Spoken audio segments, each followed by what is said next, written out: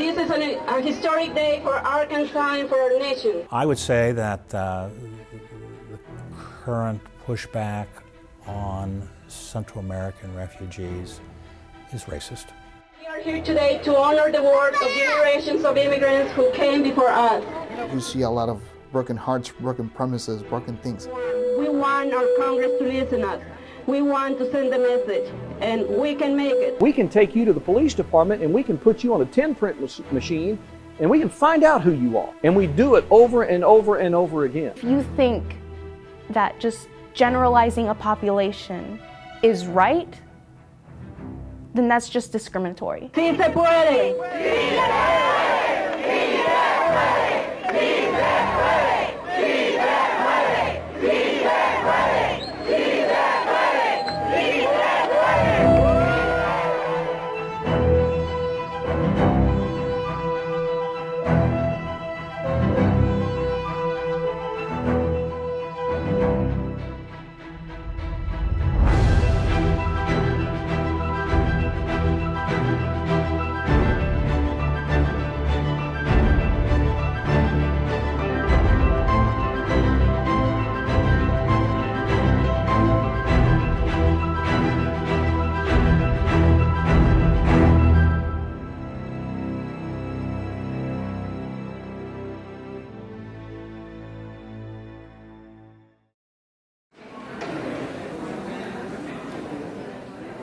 The Hispanic Women's Organization was born from a need.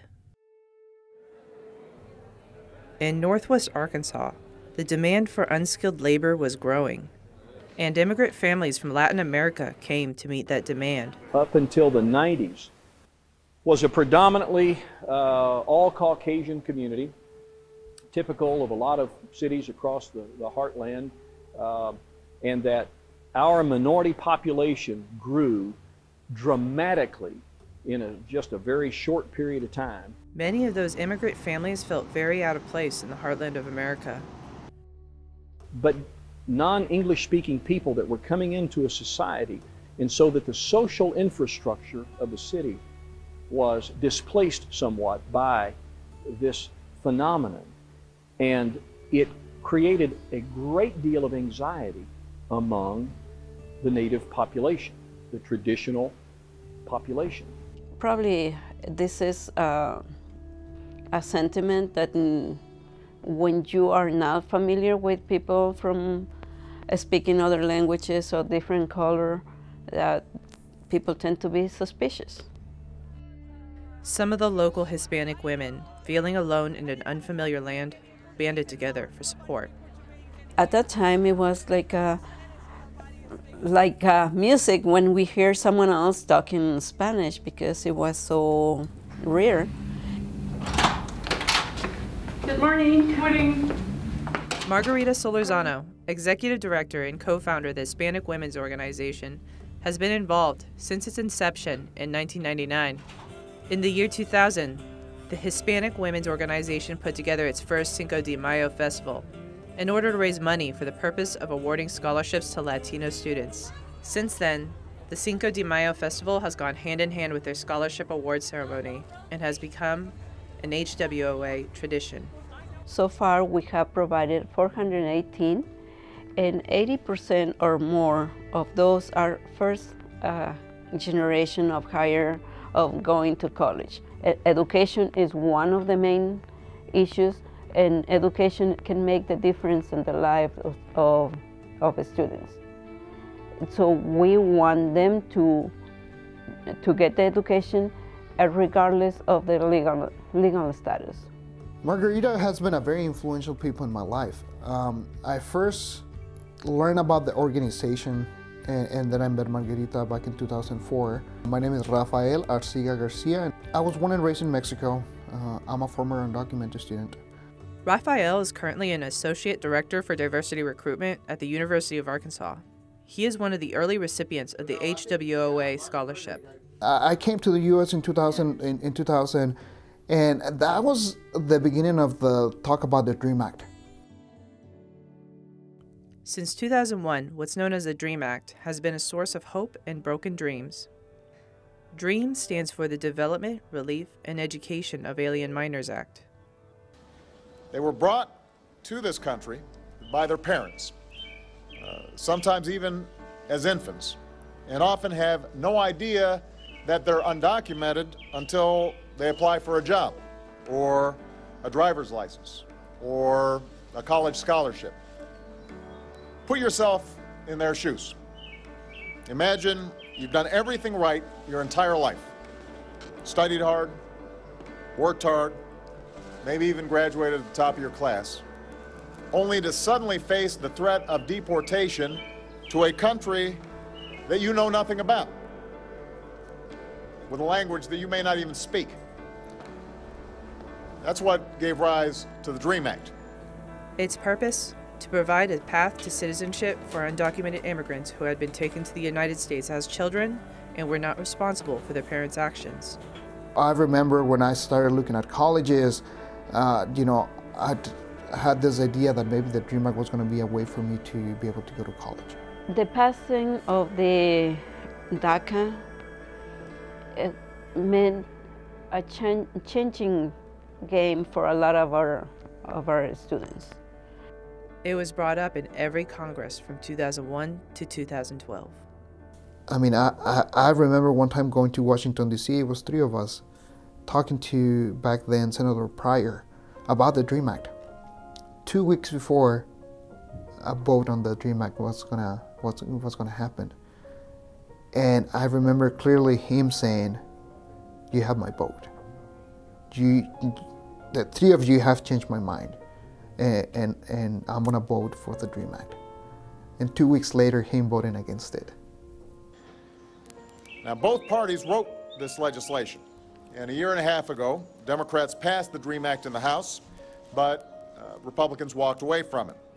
The DREAM Act did not have enough sufficient votes to pass the floor. On June 15th, 2012, President Obama announced the Deferred Action for Childhood Arrivals program, DACA. It meant the world to the Hispanic community and its advocates. But the executive order drew criticism nationwide.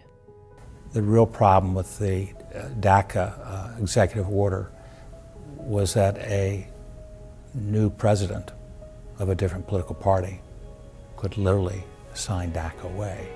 And that happened on September 5th, 2017.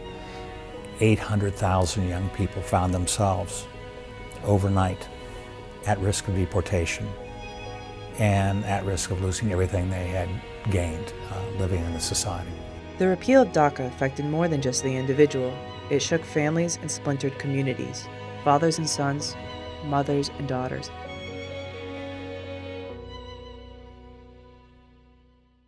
This is a very difficult situation, and when we talk about DACA or undocumented, we think that people is in a different category, that they were separated, that you will recognize who is documented and who is not documented. But it's not, we are the people in the community. And the repeal of DACA wasn't the only move taken against immigration. Alma Garcia is a volunteer at the Hispanic Women's Organization of Arkansas. She is a citizen of the United States, but she knows the pain and discrimination that families face. Recently, I've had a person in my family, my cousin, she was deported because she was pulled over, and she wasn't born here. And I don't even know where she is. I don't know if she's okay because I haven't been able to contact her. Well, the first argument that's made, and one you hear most often by critics of DACA and immigration reform, is that they're criminals. They came here illegally. They don't belong here. They need to leave this country. We're not on the border like Arizona, so we're not seeing the violence quite like what they're seeing down there with the drug cartels and what have you. All the problems are on the Mexican side, driven by the cartels, and they're simply meeting the cocaine and illicit drug needs of the American population, I might point out. But that doesn't mean to say that you should generalize a whole group simply because of what someone else has said. One program, supported by critics of immigration reform, stands at odds to everything that the HWOA stands for, the 287G program. And so all they did, Arizona, was implement the federal government's law and decide that they were going to prosecute that law, if you will, down at the local level through their local police and their sheriff's offices. It is a program that permits local law enforcement to have made agreements with ICE to identify, process, and detain individuals that they believe to be undocumented. And so in 2006, this mayor chose to do something similar to what Arizona has done. And look, I did it out of desperation. Because if the federal government's not going to help us, then we're going to take matters in our hands. Originally, the 287G program was implemented to screen criminals while in jail. But in 2006, officers began to screen the public, which led to racial profiling and multiple instances of civil rights violations. I'm not gonna see her again.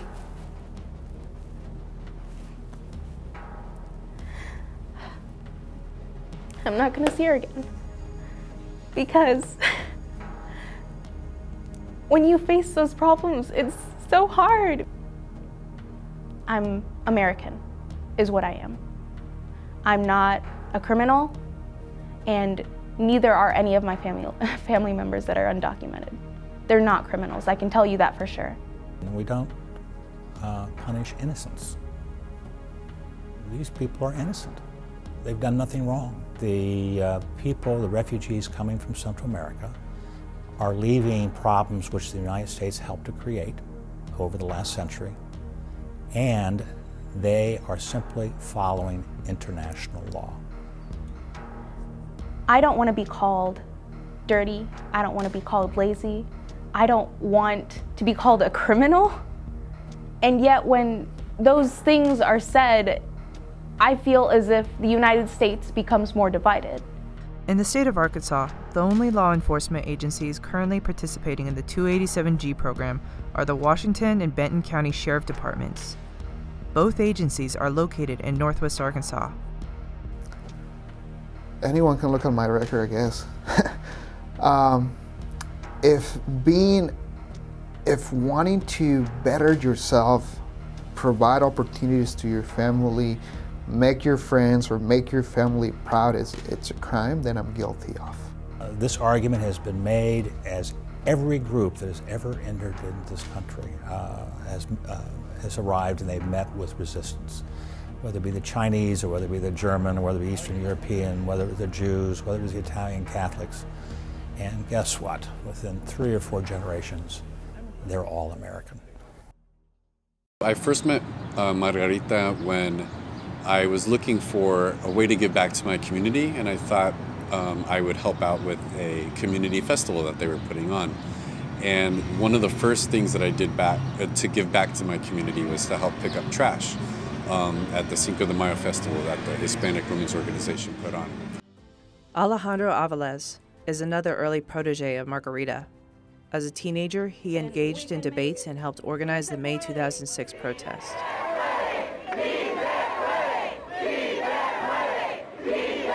A historic day and the largest pro-immigration rally that Arkansas had ever seen.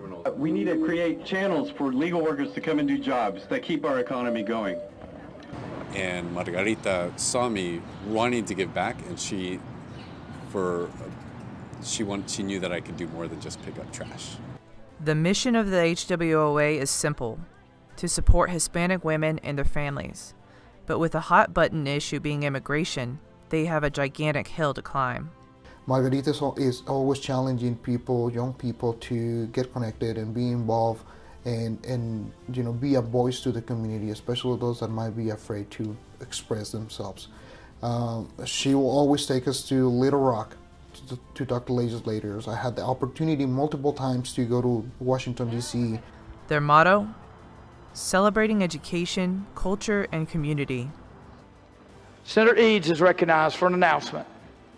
Thank you, Mr. President. And I'm not sure which gallery they're in, but I did want to recognize that they just told me that they got here. The Hispanic Women's Organization from Northwest Arkansas is here visiting the Capitol today, and I want to make sure we acknowledge them. So welcome them to the Capitol, please.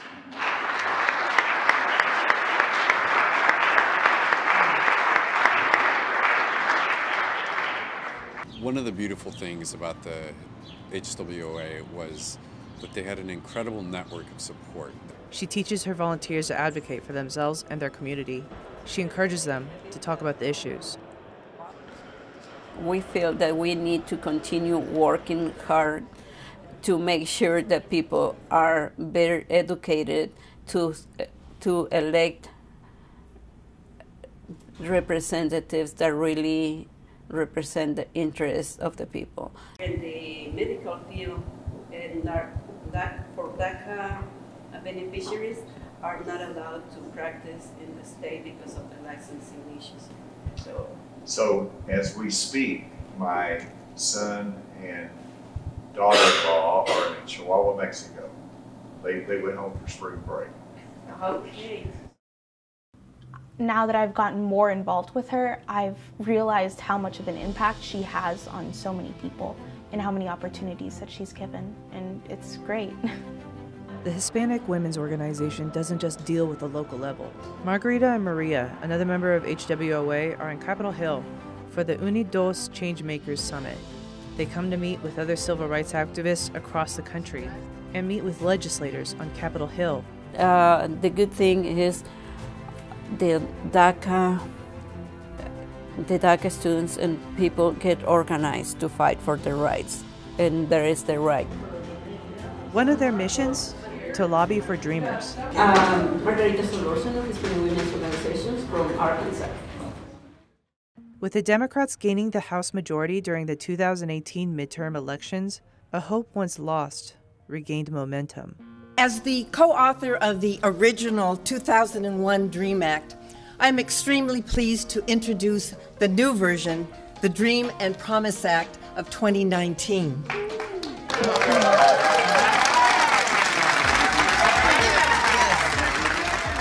The bill was introduced on March 12, 2019, and thus rekindled the hopes of dreamers nationwide. And the part that we as an organization have contributed is to provide education for those people to be able to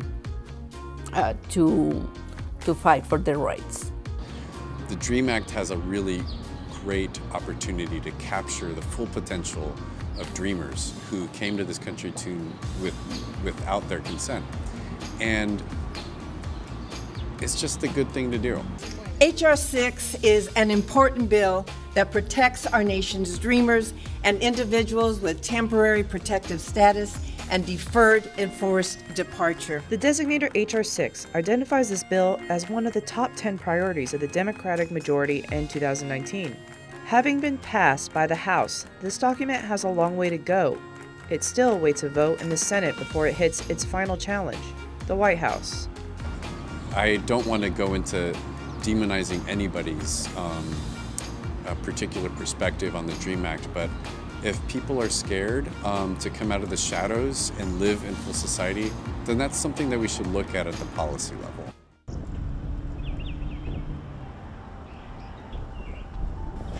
These are memories from 2006.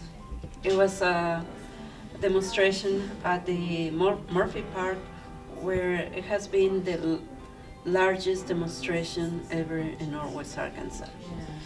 I'm here in front of the group, and for me it's still very emotional because it was so powerful seeing so many people coming together to petition for a comprehensive immigration reform.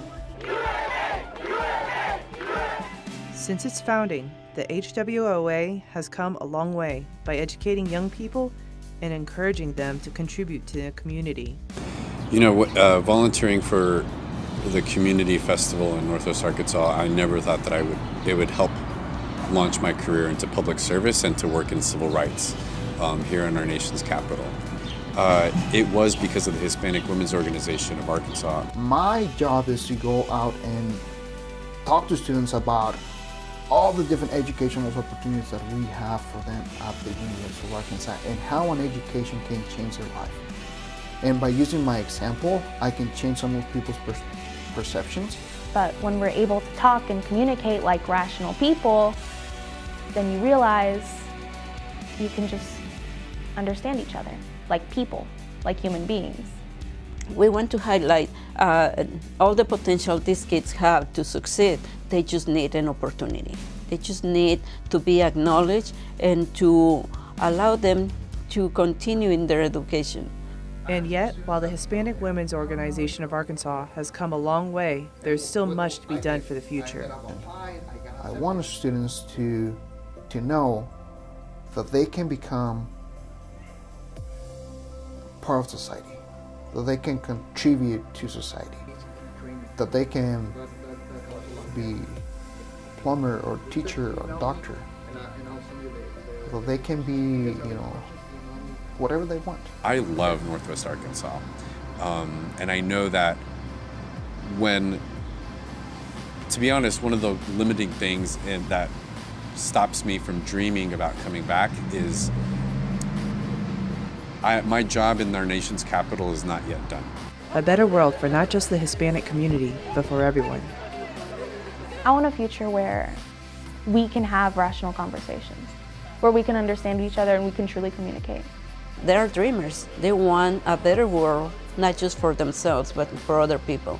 And there is something that we feel proud that our kids, our scholarship recipients, are now at the table making decisions, changing the world, and helping others achieve a better life.